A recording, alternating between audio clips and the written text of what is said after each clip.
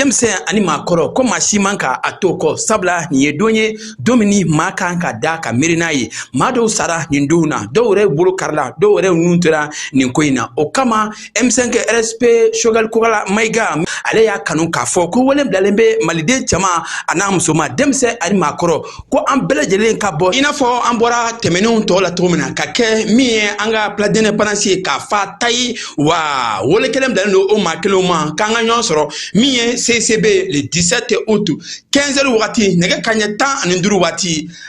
no fora mamingo ameda soro ninga anjanga klefli jeliba bajila sabla maliden yere wolo nanga madon mamunun be ni oluko ko on bi sa fasokola mamunun ko kolu jolendo fasokoina mamunun ko kolu be jamana infe akunu abi mamunun bora kunu ka keleke mamunun ko changement mamunun ko kube malikola o mamunun ko kolu be transition ko wole blendo bema ka damne kaye kidal tomatu kutala ko jema keni mashika toliye ko sabla Dr. Shukal Kola Maiga ay wole bla M5 be ni dugu inkelengel na fenfena ka foko aw de bora kunu ka foko M5 ka ide ko ye aw ka layini mali fantan nimbala jelena o kama ako comité stratégique président Dr. Shukal Kola Maiga ay wole bla aw ma ko ale ba yini bela jelen fe be ka bo komi dakono ni angata CCB ka konna ke gongoro o kama sa ko kuma ba bolo ka lase maliden chema ani musoma ma kada ka koni ko inkelen ye asanani de mimi akuna kache jamana kola faso kola kabeta edo nyefaye oluka ka keni janfa mun be ka ta kamali segere wa mamunu be ne olu be krefe donna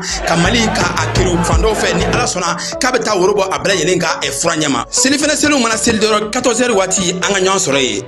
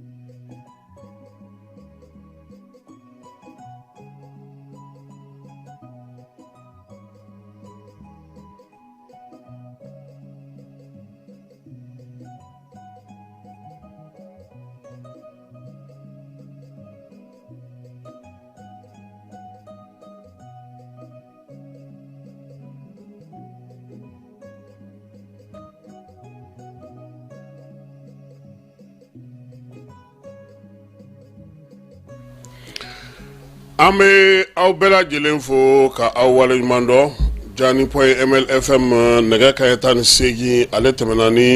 miniti 3 ye anw fɛ yan an b'a aw fo ka waleɲumandɔ denmisɛnnin funankɛni 62 ka bɔ sajolakaw fɛ yen kulu de tununnen don nin waati in na kibaruya u denmisɛnnin wɛrɛ ɲɔgɔnw minnu bɛ Maroc yan fan fɛ olu ye kibaruya d'a ma ko u bɔra dugu tɔgɔ yɛrɛ ye di Moritani k'u kunda min ye Maroc de kan u ka wulikajɔw senfɛ a yera k'a fɔ sa ko ni maa ninnu kɔni tununa de dɔw ko k'u yera dɔw ko k'u ma ye u tɔɲɔgɔnw olu sera ka kuma minnu fɔ an na olu da aw tulo kan bi wulada in na a bɛ se ka faamuyali sɔrɔ o ko la cogo min na carte biométrique ale tali n'o y'a sɔrɔ Bamakɔ kɔnɔna na kɛmɛ saradala 50 ma sɔrɔ Mali kɔnɔna na kɔni o bɛ 70 la Fili Jalo Bafulabekaw fɛ yen carte ko bɛ cogo min ale bɛna na ɲɛfɔ an ɲɛna o la ba bilali n'o o ye Selengekaw fɛ yen a bɛ fɔ min ma sa ko ka ji bilali maa caman jɔrɔlen don o ko la nin waati in na sabula di hali ni samiya yɛrɛ tɛ ni ji bilara o ka jugu kuma tɛ ni ji min bɛ ka jigin sisan ni ji bilara ka fara o kan maa caman kamana gannen don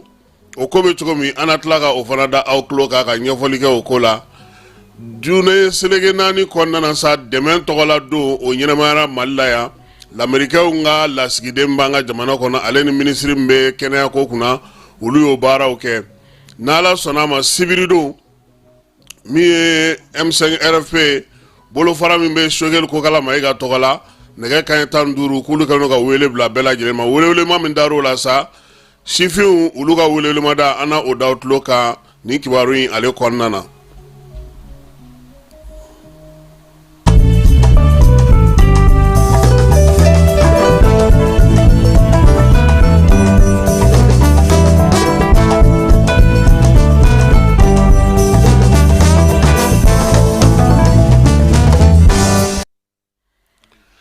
An bɛ aw bɛɛ lajɛlen fo ka aw waleɲuman dɔn Jani.ml FM ale sugandili la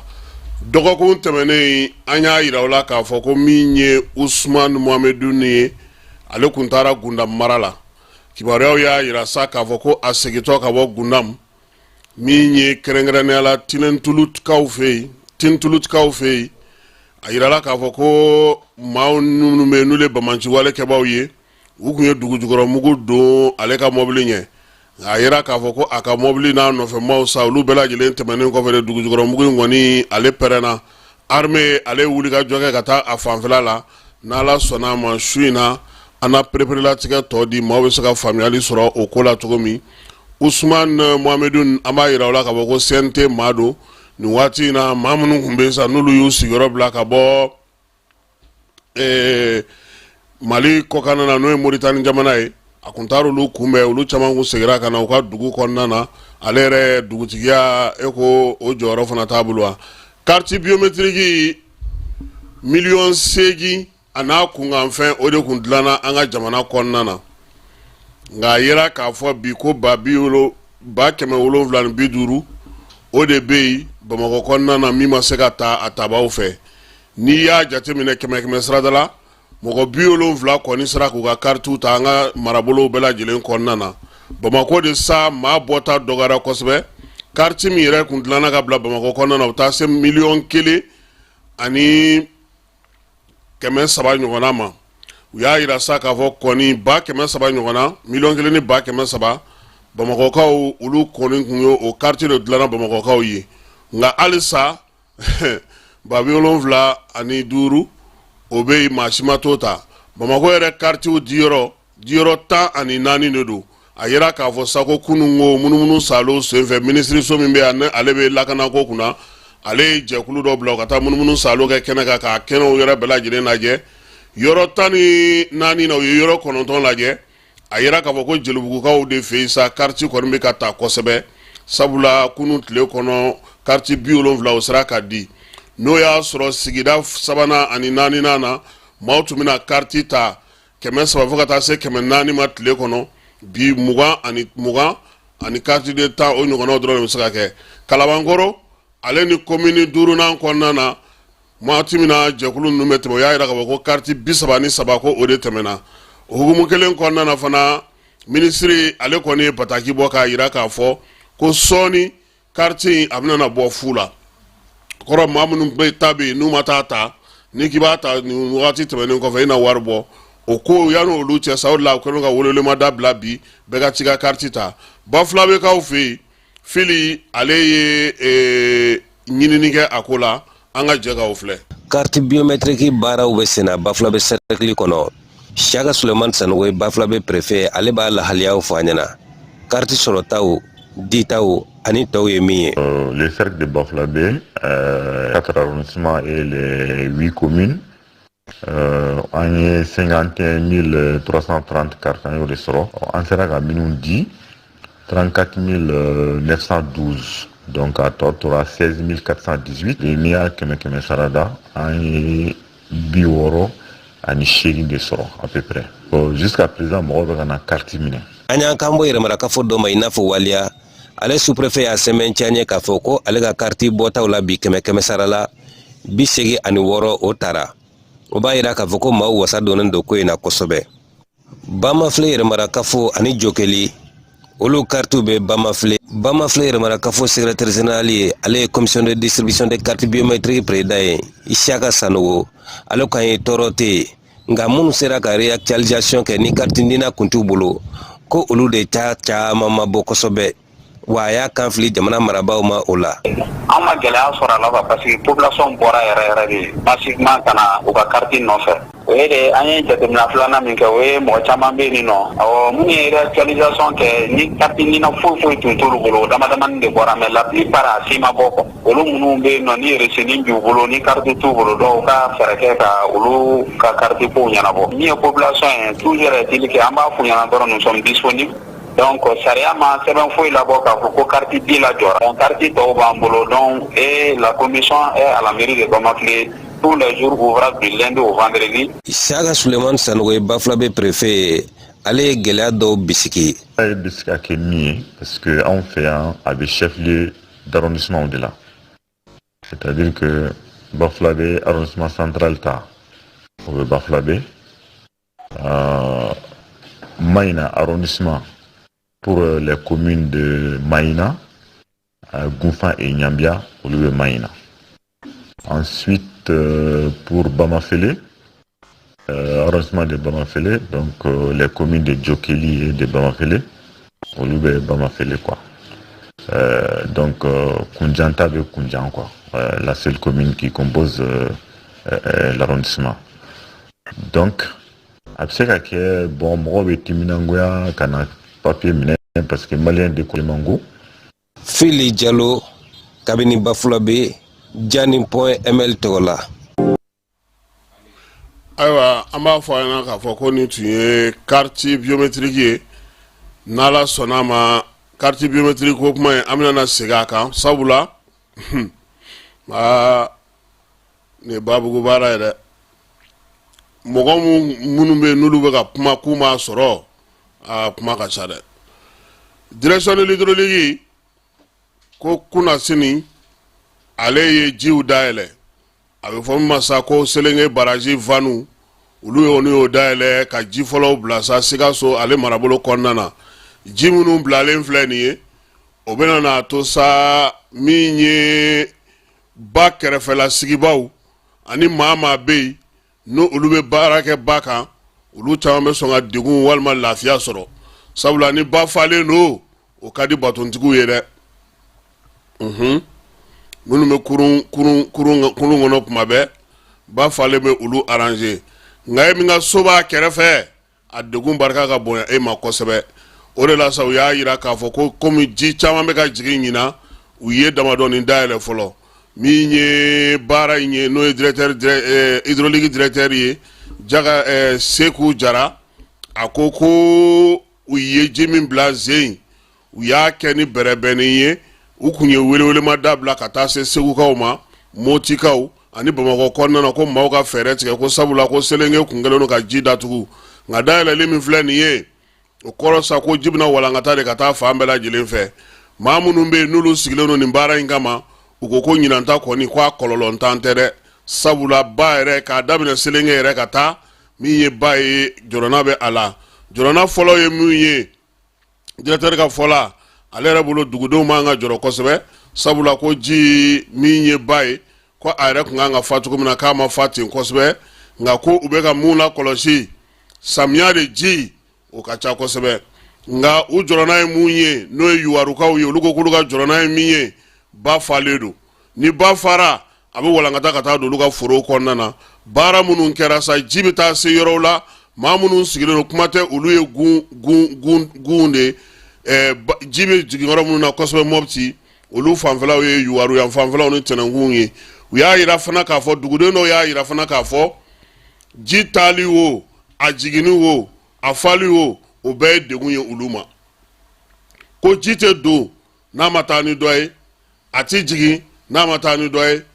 wa a kɔlɔlɔntan yɛrɛ de tɛ olu bolo kuma tɛ ko ɲinan ji bɔlen don cogo min olu kɔni siranna kosɛbɛ Seguka dɔw olu y'a yira k'a fɔ ko jɔrɔna tɛ nin ko in na sabula ko ɲinan ko ba yɛrɛ kun jara kosɛbɛ n y'a sɔrɔ Segukaw da ko fo ka ba kɔkolo bɔ ko ni ji nana tancogo la a na segin ka na nɔkɔrɔw bɛɛ lajɛlen na wa Segu ba kɛrɛfɛla fana na u y'a yira k'a fɔ ko maaw sigilen jida kɛrɛfɛ ko o man ca kosɛbɛ nka jɔrɔnaba bɛ maa minnu na kosɛbɛ o ye dugu minnu bɛ yen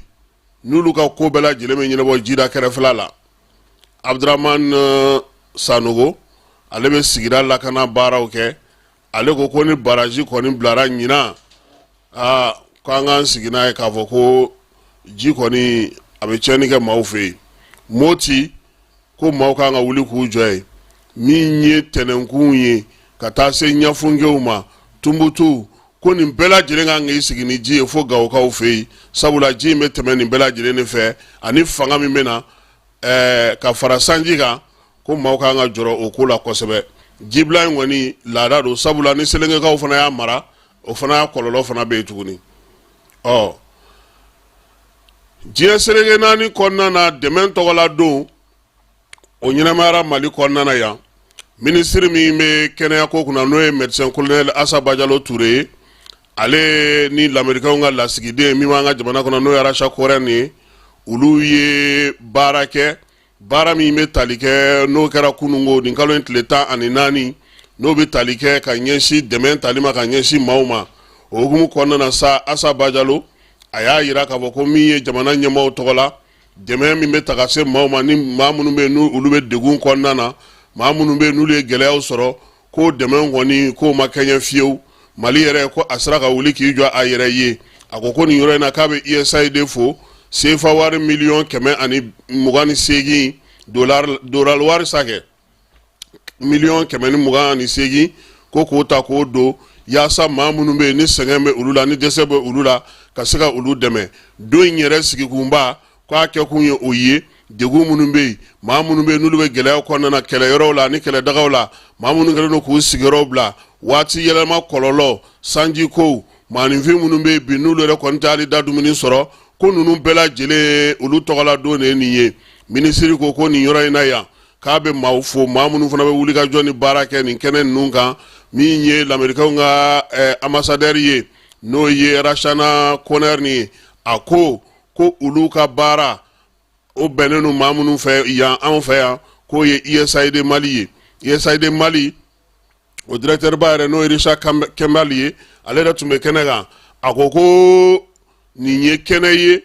kɛnɛ min bɛ olu nisɔndiya sabula u bɛ dɛmɛ ta ka doni min kɛ nin waati ninnu na a bɛ ka s'a sebaw ma fɛn caman kɛra olu yɛrɛ ɲɛ sɛbɛntira olu ma k'a yira k'a fɔ ko o dɛmɛ bɛ ka se ka don wa nin waati in na fana o y'a yira fana ko degun fɛn bɛ ka kɛ olu ɲɛ bɛ a baaraw bɛɛ lajɛlen kɛcogo la ko don min filɛ nin ye n'u y'a ɲɛnɛmaya k'a kan ka kɛ taasibila ye ka ɲɛsin maaw ma maa minnu fana bɛ yen n'olu b'u ka denbayaw bila k'u ka fɛnw bɛɛ lajɛlen bila k'u ka baara bɛɛ lajɛlen bɛ maaw ma maa minnu fana bɛ yen n'olu kɛlen don ka degun sɔrɔ M5 RFP ko ni Ala sɔnna a ma Bamakɔ yan ale ye welewelemada bila M5 RFP n'o ye Sogɛli ka bolofara maaw ye ko olu kɔni bɛna jɛrɛba kɛ ni Ala sɔnna a ma samedi o tɛ kalo in tile 17 ye sa wa coup d'état san 4 ɲɛbila ɲɛ olu bɛna jɛrɛ belebeleba kɛ CICB kɔnɔna na jɛrɛ in u ye welewelelumadaw kɛ an ka jɛ ka M5 denmisɛnninw ka weledaw olu lamɛn. An ka foli bɛ ka taa bɛɛ yɔrɔ mana kɛ diɲɛ fan o fan jamana kɔnɔ ani jamana kɔ kan ni ye M5 RFP sifinnakaw ye ni ko M5 RFP min ye wulikajɔ kɛ kalo caman k'a laɲini fanga kɔrɔlen ka taa k'a laɲini changement ka kɛ k'a laɲini taabolo jugu minnu tun b'an bolo an ka bɔ olu kɔnɔ o de ye M5 RFP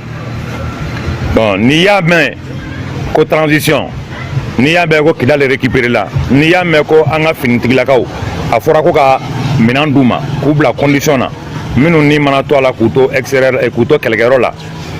dɛmɛ ka don u ka denbaya ma M5 de y'o bɛɛ laɲini donc M5 ka wulikajɔ n'o taara wolo coup d'état la fanga yɛlɛma la o san yɛlɛma san 4nan o de bɛ bɛn le 17 août 2024 nin ma ni Ala sɔnna ma bɛɛ ka ɲɔgɔn sɔrɔ CICB la 15h30 o k'a sɔrɔ bɛɛ bɛ yen a ɲɔgɔn lajɛ nin an ka M5 RFP ɲɛmɔgɔ n'o ye Sogɛli Kɔkala Mayiga ale de b'a présider ale de ye a parrain donc nin de tun b'an bolo k'a fɔ aw ɲɛna ni Ala sɔnna ma an bɛɛ ka ɲɔgɔn sɔrɔ CICB la samedi don nata n'o ye le 17 août ye 15h30 kuma. Ok, salam alaikum. N ka foli bɛ maliyɛn bɛɛ lajɛlen ye. ni ye MSN ka welewelekan ye ka ɲɛsin maliyɛn den bɛɛ lajɛlen ma. Samedi le 17 août 2024 rencontre ba de bɛ M5 tɔgɔ la CICB la. A ɲininen don cɛ muso denmisɛn n'a mɔgɔkɔrɔba bɛɛ k'a yɛrɛ sɔrɔ o kɛnɛ kan. A parrainé don par son excellence le docteur Choguel Kokala Maïga. Ale yɛrɛ de bɛna kɛ a ko ɲɛfɛ. O welewelekan de tun b'a fɛ ka se Mali cɛman n'a musoman bɛɛ ma bi wulada in na. Assalamu alaikum. Mali kɔnɔ ani Mali kɔkan maliyɛn den bɛ yɔrɔ o yɔrɔ la k'i b'i yɛrɛ ye maliyɛnya kɔnɔ bɛɛ lajɛlen kanunen don ka bɛɛ lajɛlen fo ka bɛɛ lajɛlen waleɲuman dɔn ni kunnafoni ni bɔra M5 RFP original yɔrɔ ka ɲɛsin maliden bɛɛ lajɛlen ma k'a fɔ fangakɔrɔ dafirili o san yɛlɛma M5 RFP bɛ hakililajigi kɛ maliyɛnw ye ka kɛɲɛ ni gɛlɛya min bɛ senna ka ɲɛfɔli kɛ o kan walasa mɔgɔw ka u yɛrɛ ye waati kɔnɔ bi bɛɛ lajɛlen b'a dɔn k'a fɔ gɛlɛya caman bɛ Mali kɔnɔ nka bɛɛ lajɛlen jɛlen bɛ gɛlɛya min na o de ye lakana ye o lakana sɔrɔsiw bɛ wuli ka jɔ la mɔgɔ min bɛ wuli k'i bɛ taa pikiri kɛ n'o bɛ kasi dɔgɔtɔrɔ bolo pikiri dɔrɔn nɔfɛ dɔ jɔlen bɛ marifa kisɛ bolo o bɛ mun fɔ M5 RFP laɲini caman kɛ o laɲini kumaba ni o ye lakana ye sɔrɔsiw bɛ wuli ka jɔ min na diɲɛ seleke naani bɛɛ donnen bɛ Mali juguya la n'a bɔra jamana damadɔw la o ye Mali teri jamanaw ye an tɛna ɲɛfɔli kɛ o kan k'a fɔ aw ye ko yɛrɛma juguya bana ye kɔ ye jaasi ye an k'an sogosu b'a dunbagaw da danbew ka falen ka feere n'i ko i ka k'i yɛrɛ ma hɔrɔn ye kisɛya tɛ taa ɲɛguwan kɔ ni ye maliyɛnw ɲɛguwannen bi maliyɛnw de ka kisɛ n'o tɛ minnu sɔnna nanzara jɔnya ma olu lafiyalen bɛ nanzaraw kunsuma la nka sini ma olu dɔw n'u mɔdenw olu bɛ tila ka ni sɛgɛn kelen ye u ɲɛ la walasa ka lafiya anw y'o sira ta ka ban ala ni docteur Choguel Kokala Maïga barika M5 wulila ka jɔ a n'a nɔfɛ mɔgɔw jɛkulu b'i yɛrɛ ye M5 kɔnɔ a bɛɛ lajɛlen wulila k'u jɔ da t'u ye sunɔgɔ t'u ye laɲini min ye maliyɛnw fɛ Maliko la ko fɔ o ka sabati o kuma an bɛ kalo min na nin a tile 18 bɛɛ bɛ fanga dafiri sankunbɛn ma o bɛɛ bɛ dimanche ma ka kɔn dimanche ɲɛ a tile 17 ni o ye sibiri ye nanzarakan na samedi o kuma maliyɛn bɛɛ lajɛlen kanunen don yɔrɔ kelen pewu CICB ni min ma dɔw la fɔ palais de congrès nɛgɛ kaɲa 15 waati ka miniti 30 da o kan an bɛɛ lajɛlen ka palais de congrès magwɛn an ka taa docteur Choguel Kokala Maïga bɛna kuma ye a bɛna lakali kan ye a bɛna mankutu kan ye surasiw kan ka kɔkɔrɔ don u ni bonya kan u somɔgɔ minnu b'u kɔfɛ yan ka olu lahinɛ bɛɛ lajɛlen kan ka n'o baara kɛli ye an k'an yɛrɛ kunkɔrɔta n'an ka fasodenya ye an ka waso n'an ka jamanadenya ye o tɛ kɛ dabara la fo dusukolo ka o labɔ diɲɛmako ye o tun bɛna o baara de kɛ ni ala sɔnna ma sibiri natɔ palais de congrès la. Ni ye M5 RFP ale ka welelemada ye n'o bolofara min bɛ Choguel Kokala Maïga ale tɔgɔ la ko ni ala sɔnna ma sibiri u bɛ lajɛ la CICB la Bamako nɛgɛ kanɲɛ 15 waati tribunal min bɛ Kucalakaw fɛ yen n'o o procureur ye Usumani Kuyate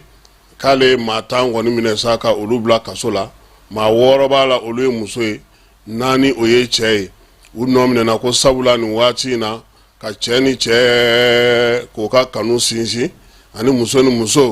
ani fana maa minnu bɛ yen n'olu bɛ musow ɲini ka di cɛw ma ka cɛw ɲini ka di musow ma ko ninnu ka baara kun ye o de ye Kucala kɔnɔna na kɔni y'a yira sa k'a fɔ k'u ka kiiri don ni ala sɔnna a ma u nana jaabili kɛ bɔgɔ jeninen kan procureur min bɛ Kucala kɔnɔna na a ko maaw ka faamuyali kɛ nin ko in na waliya min don n'a ma fara kunbɛn kabini sisan denmisɛnninw u bɛ sɔn ka olu tiɲɛ kosɛbɛ Kucala a n'a lamini bɛɛ lajɛlen kɔnɔna na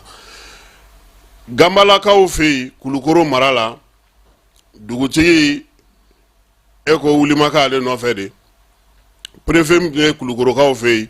maa dɔw kɔni ye wuli kɛ ka taama kɛ ka ɲɛsin préfet ma k'u ka dugutigi k'olu t'o fɛ bi u t'o fɛ sini sifinw sa no olu u ka denmisɛnninw ka dangan ale kɔni tun bɛ ko in ɲɛma Sɛkinɛ Jara u y'a yira sa k'a fɔ ko ale kɔni a fɔ sifinw ka dangan sa kɛ n'o bɛ denmisɛnninw tɔgɔ la u ka dugu kɔnɔna na n'o tɔgɔ ye Sɛkinɛ Jara ko ale yɛrɛ de kɔni ye bilalen no maaw ɲɛma ka taa dugukolo tɛrɛmɛ k'a bɔrɔtɔ k'a sarada k'a feere maaw ma ko nka ko min ye maaw dabali b'a nin ko in na dugutigi denkɛ in k'a kɛlen tɛ ka baara in kɛ koyi ani géomètre k'o de bɛ k'o kɛ o de la sa dugudenw kɔni wulila sa min ye Ganbalakaw ye ko k'u ka dugutigi gɛn ka bɔ yen ayiwa dugutigi a kɛra baara ye dɛ dugutigi kɔni man ka ye nin ko ninnu na nka kunnafoni an y'a sama ka bɔ Nouvelle Horizon ale kɔnɔna na kɔkan kibaruyaw la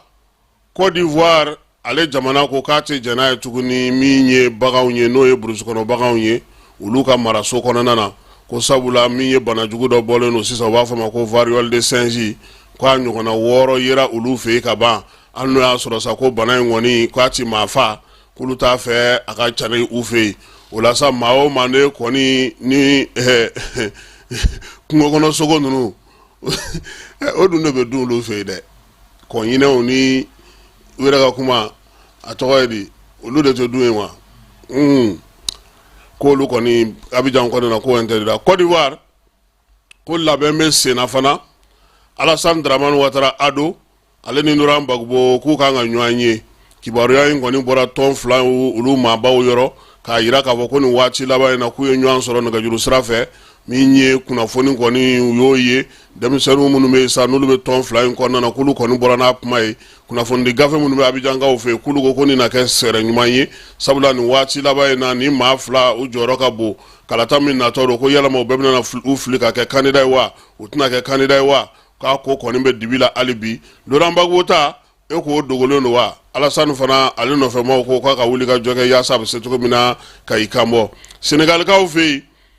Macky Sall ale tun ye jɛkulu min sigi ko Commission nationale de dialogue territorial min ye Bassirou Diomaye Diakhar Faye ye ale ye o tɔn in ci ka bɔ yen ko sabula ko min ye baara min bɛ yen n'u kun kan k'o kɛ sa k'o baara kɔni ko kɛkun t'o la fiyewu décret min bɛ yen sa n'o kun taara u tɔgɔ la k'u sigi k'u yamaruya ka musakaw ni mɔbiliw ni fɛnw labila u ye k'o bɛɛ lajɛlen kɔni a y'o kɔkari ka bɔ yen pewu jɛkulu in k'u ka taa baara wɛrɛ la Nigériyakaw fɛ yen Bachir Adéja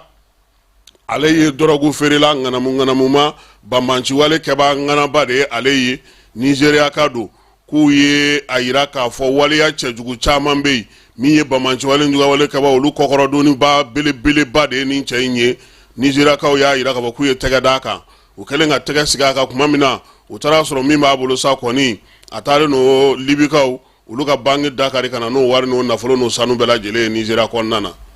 nin ye ŋana ye dɛ ko finitigiw u y'a bila olu ka bolo kan yanni a ka kiiri don cɛ Algérie ale ni Niger olu ka badenya k'o bɛ ka sinsin Niger premier ministre ale taara badenya taama na Algérikaw fɛ yen taama min senfɛ ani Algérie fanga ɲɛmaaw ye ɲɔgɔn ye hakilina falenfalenw kɛra a fana y'a yirula k'a fɔ nin waati na Niger kɔni taabolo o bɛnnen no AES kɔnɔna ma AES baarakɛcogo o filɛcogo n'o ko wulikajɔw bɛɛ lajɛlen k'olu ta bɛna kɛ o hukumu kɔnɔna na ko Algérienw fana y'a yira k'a fɔ k'o tɛ kɛ gasi ye u bolo ko ni Ala sɔnna ma ko u ni Niger k'u na se ka baaraw kɛ yiriwali ta nasiraw fɛ kuma tɛ pétrole bɛ olu bolo ka ban Niger ka pétrole ko in a bɛ k'a sanga wuli dɛ kibaruyaw y'a yira k'a fɔ ko Maroc ale ye welewelelima kɛ ko maa minnu bɛ Algérikaw fɛ n'olu ye Kabyliw ye n'u y'a yira sa k'a fɔ k'u bɛn'u yɛrɛ ta ko Nations Unies k'u dɛmɛ kɛ ko n'o y'a sɔrɔ ko a ka di k'a tɛna da dalen na wa ko Algérie ale yɛrɛ min bɛ Nations Unies kɔnɔ n'a ko a tɛ fɛ Sahara kɔni k'o ka bɔ o k'a yɛrɛ ta ko fiyewu cogo si la ko Kabylie minnu fana filɛ a fɛ yen nin ye k'a fana k'a to ko olu fana ka u yɛrɛ la ni lahinɛ banbanciwale ni jugawale kɛbaaw k'u ka binkaliw sera Kongokaw fɛ yen dɛ nin waati laban in na u ye binkali minnu kɛ yen k'u bɛ k'olu jaw bɔ k'olu yira maaw la yaasa ka maaw jasɛgɛ u kɔni ye tiɲɛ yɛrɛ la u bɛ ka taa baga kerecɛnw ma dɛ u m'a min u m'a bɔ n'an seginna ka na so premier ministre Choguel Kokala Mayiga ale ye Tumani Jabate ka denbaya ale olu bisimila Tumani kɔrɔmuso n'o ye Suwadu ye ale tun bɛ kɛnɛ kan Choguel a y'a yirula sa k'a fɔ ko Tumani kɔni ko Mali bɛɛ ta don délégation in na sa minnu nana ka na bɔ Choguel ye Suwadu tun b'a la bala o tun bɛ a la jeli ka jabatɛ ka taa fara kalajila sangoyi ma n'o o ye marabajila sangoyi ye Sidiki Jabate ale fana tun bɛ jɛrɛ in na premier ministre kɔni ko a y'u lamɛn u y'a yira sa k'u nana u ka du tɔgɔ la u ka kabila tɔgɔ la u ka maaw bɛɛ lajɛlen tɔgɔ la ka na premier ministre fo a ye wulikajɔ min kɛ ka se u ka cɛkɔrɔba ale ka du kɔnɔ a ka fatuli kɔfɛ min ye juma nin kalo juillet kalo tɛmɛnen tile 26 ye ani fana ka taa CICB la ka taa i sen jɔ kɛnɛ kan olu ka saraka bɔ tile 7 saraka bɔ kɛnɛ kan faso k'u nana fo o tɔgɔ la ale ani jamana ɲɛmaaw maa minnu bɛ ale ni jamanakuntigi ko k'u bɛɛ lajɛlen fo u ye wulikajɔ min kɛ k'olu dɛmɛ nin waati gɛlɛma in kɔnɔna na tuma ni denmuso n'o y'a ka lagare ye Jelika Jabate a ko ko olu kɔni tɛ se ka fanga fo ka s'a dan na koyi k'u bɛ Sogɛli fo ko sabula ko ni nin waleya sugu kɛra n'i ma jamana ɲɛmaaw y'i kɛrɛfɛ a b'i jɔ i yɛrɛ la kuma tɛ maa min fa a mɔkɛ a mamuso u y'u ka jɛnatigɛ bɛɛ lajɛlen bɛɛ kɔra fɔ ma Mali tɔgɔ la n'o olu denkɛ fɔlɔ kɔni taara ko ka ye o kɛnɛ kan k'a y'u jigi sigi Sidiki ale min ye denkɛw la kɔrɔbalen ye a ye président fo n'o ye colonel Asimi ye k'a ka premier ministre fo gouvernement maaw ale ni malien fɛn fɛn yera kɛnɛ ninnu kan sa fo ka taa se kuranɛ kalan labanw bɛɛ lajɛlen ma k'u ka du ko u bɛ wale ɲuman dɔn ni bonyamasegin kɛ Mali bɛɛ lajɛlen ye sabula ko janaja in ko u kɔni ko tiɲɛna ko Ala bɛ tiɲɛ de fɛ ko jamanadenw y'u seko kɛ u ye u y'a yira fana k'a fɔ ko min ye tiɲɛtabaa ye n'o y'u fa tiɲɛtabaa ye n'o y'a ka kora ye a ka kuranɛ ale ni a ka bololaminɛn wɛrɛw ko olu bɛɛ lajɛlen kɔni bɛ yen nka min ye a yɛrɛ limaniya min tun bɛ a la ani Ala bonya min tun bɛ a la o kama fɛn caman bɛ yen olu kɔni u y'a yira sa k'a fɔ k'olu tɛna se k'o kɛ nka min ye tumani yɛrɛ min laɲini u fɛ o ye ka saraka k'o bɔ ale yɛrɛ ka finiw a tun bɛ mun don selidonya fɛ layaw ka taa s'a ka kɔrɔw n'a ka fɛnw ma sa ko k'olu kɔni k'o di yatimɛw ma ale ni maa minnu bɛ yen ni se tɛ olu ye ani denmisɛnnin minnu bɛ yen n'olu ye funankɛnɛw n'u bɛ dɔnkilida la ko ka olu dɛmɛ o la sa ko min ye premier ministre ye ko k'a fɔ a ɲɛna a y'u bonya Ala k'a bonya jamana y'u bonya Ala k'a bonya jamanadenw y'u bonya Ala k'u bonya président ko k'a fɔ k'a wale ɲuman dɔn sabula ko premier ministre tɛ fɛn kɛ ni ale tɛ tumanindenw u kɔni k'u ɲɛji ma jɔ dɛ sabula k'a jar'u ye a bɛnn'u ma kiba me tilo k'o f'i ye bamanankan na n'a jari a kana bonya i ma dɛ n'a bonya n'i ma dɔrɔn a b'i tɔɔrɔ n'a jari ye a bɛ bɛn i ma de ɔhɔ a jar'u ye a bɛnn'u ma tumani yɛrɛ a bangera utukalo tile 10 san 1965 Ala y'a miniji dɔgɔya juillet kalo tile 19 san 2024 Bamakɔ yan maa min don fana ja tumani yɛrɛ kun tilara o k'a y'u ka du bɛɛ bila dɔnkiliba kelen dali la o de y'a ka album laban ye k'a fɛn bɛɛ kɛ k'a clipw bɛɛ kɛ ka ban pewu du bɛɛ a teriw fana bɛɛ b'a la mɔgɔ mɔgɔ n'a ye baara kɛ a bɛɛ bɛ album in kɔnɔ donc ale kun y'a dɔn k'a ka waati sera an bɛ dugawu kɛ Ala ka tumani dayɔrɔ Ala ka sumaya an y'a fɔ aw ɲɛna an ka kuma daminɛ na an ka denmisɛnnin dɔw olu bɛ tunga fɛ u bɛ tunga fɛ u ko k'u tɔɲɔgɔn dɔw bɛ yen olu fana taalen don tunga fɛ nin waati in na nka tɔɲɔgɔn minnu taalen don tunga fɛ sa u y'a yira k'a fɔ ko olu kɔni dɔw tunna kabini mɛ kalo tɛmɛnen maa minnu tununa u ɲinini ko maa 62 ka bɔ sajolakaw fɛ yen kamalen min n'o y'an wele ko in kɛra cogo o cogo ale bɛna na i da dɔn a bɛɛ la k'a bɛɛ lajɛlen ɲɛfɔ an ye an ka jɛ ka ale lamɛn. Assalamu alaikum warahmatullahi wabarakatuh. Tonokor Basti. Aw ne tɔgɔ Ibrahim Kulubali. Ne bɛ bɔ Sajola commune na. A dugu min bɛ ko Tumuma ne wololɛ. N y'a fɔ cogo min an ka mɔgɔ dɔw tun bɛ Muritani. U ye départ kɛ Nouakchott Muritani capitale yɛrɛ la.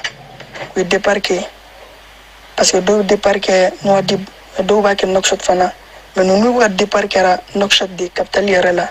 le 26 mai 2024 o mɔgɔ min ye départ kɛ an kibaruya min sɔrɔ o kan 150 comme ça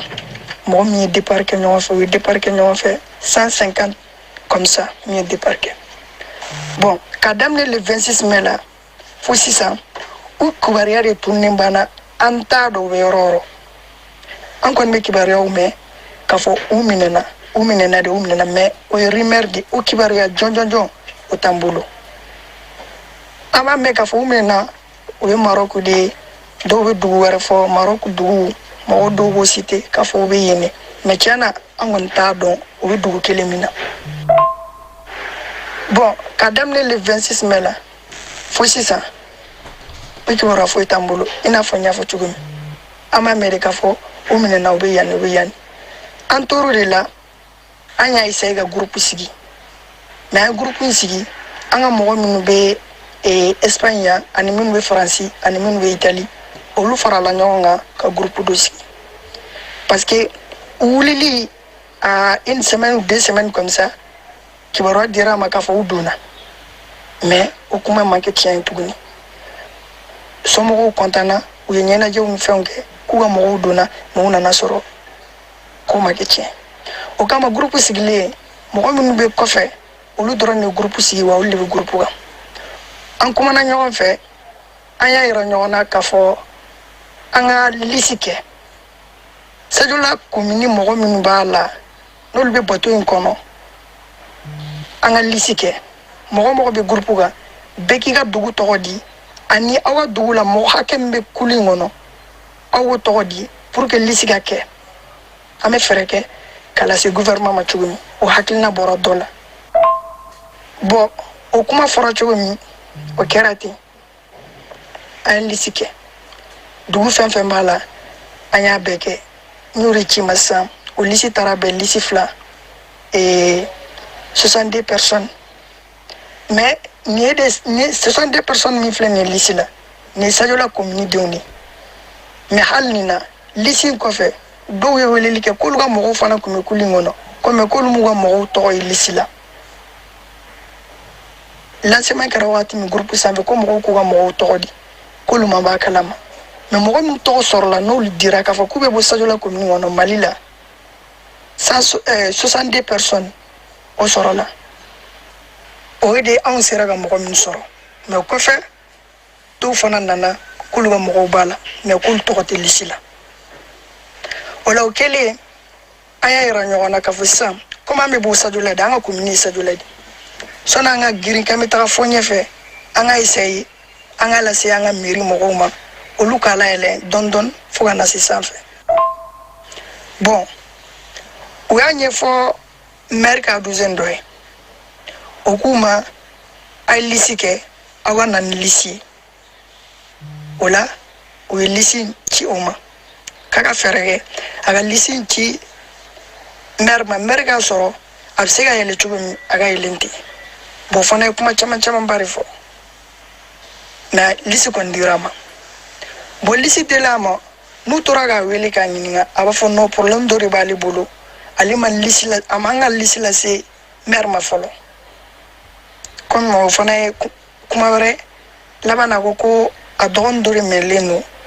k'a bila kaso la ale occupelen b'o de la fɔlɔ an ka liste kɛra ka d'a ma a bɛ ɲini ka 2 mois bɔ ale ma se k'an ka liste lase maire ma Sadiola ko parce que ale dɔgɔnin dɔ de bɛ kaso la o ka ko occupation min b'ale kan o de y'ale bali k'an ka liste lase maire ma fo sisan bon an kun bolo n'a ye liste d'ale ma n'ale y'a lase maire ma u b'a layɛlɛn dɔɔni fo ka se Bamako fo ka taa n'a ye ministre des affaires étrangères la ou bien ka taga n'a yɔrɔ la gouvernement bɛ se ka yɔrɔ min k'a fɔ ko maliyɛn dɔw fɛnnen don u ka ko tunnen don mɔgɔw sigalen b'a la k'u bɛ Maroc mais hali prévu jɔtɔn t'u bolo fɔlɔ a ko bɛ se ka ɲɛɲini cogo min bon an tora o kamana gan de kɔnɔ n'a y'a wele kuma o kuma a b'a fɔ ko liste ma se ale ma pour que k'a lase maire ma bon relation foyi dun fana t'anw na an bɛ se ka mɔgɔ min sɔrɔ min bɛ se ka lase gouvernement ma pour que gouvernement ka se k'an dɛmɛ k'a fɔ mɔgɔ min tunnen don o bɛ se ka ɲini cogo min an y'an t'o la an bɛ to ka information sɔrɔ mɔgɔw bɛ kumaw f'an ye mais i b'a sɔrɔ a dɔw tɛ tiɲɛ kɔsani na u nana liste dɔ caman k'a fɔ ko Mali gouvernement bɛ na malien dɔw ye k'a daminɛ le 31 septembre 2024 jusqu'à le 14 août 2024 200 comme ça 200 personnes ɲɔgɔn na ko gouvernement kan ka na n'olu ye Mali la o y'o d'a ma bon u tilala k'an ka lisi fila min filɛ nin ye u tilala k'o lisi ninnu caman k'an ka mɔgɔw b'olu la i ma bon an y'o de sigili fana daminɛ depuis kuma jumɛn hali sisan an ma se ka solution foyi sɔrɔ o la bi ye le 14 août ba fɔra de ko bi ko avion laban kan ka na a lisi bɛ n bolo an bɛ tila ka lisi fana ci ma i b'o fana lajɛ ko mɔgɔ laban kan ka na wa u ye lisi min di dɛ k'olu kan ka kɛ mɔgɔ laban ye an ka mɔgɔw b'olu la mais depuis le 31 septembre jusqu'à présent 62 personnes na mɔgɔ si ka mɔgɔ m'a wele k'a fɔ tiɲɛ na an nana a bɛ tan an t'a dɔn a ko kɔni bɛ cogo o cogo wa an t'a dɔn an bɛ se ka a lase gouvernement ma cogo o cogo u ka se k'an dɛmɛ pour que k'u mini parce que kumaw bɛ ka caya mɔgɔ caman kɔni ka kuma bɛ ka min yira k'u bɛ Maroc u bɛ Maroc an kɔni bɛ fɛ ni gouvernement sera ka information sɔrɔ n'u bɛ se ka ɲinini kɛ liste ninnu filɛ nin ye mɔgɔ ninnu tɔgɔ filɛ nin ye u ka duguw filɛ nin ye o de kun don. Ayiwa nin ye sifinw ye kabini mɛn kalo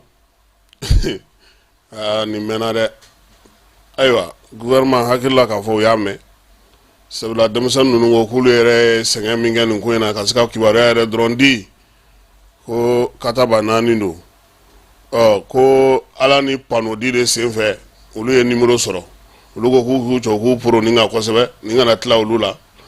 u kɔni ye dugawu kɛ k'ala k'an ka pano ko ɲɛnabɔ an fana bɛ dugawu kɛ olu ta in ka gɛlɛn ala k'a to maa minnu don u ka ye u ɲɛnama o ka fisa parce que o bɛ maaw hakili sigi kosɛbɛ n'ala sɔnna ma bi su in na nɛgɛ kanɲɛ 21 an nana débat sigi irisikɛ o ye k'a yira mɔgɔ la k'a fɔ ko a yira mara Maliyɛnw aw yɛrɛ ka nin lajɛ a fɔ kangari ti ka da mɔgɔw ye don o don k'an kana ɲamaw bɔn ji la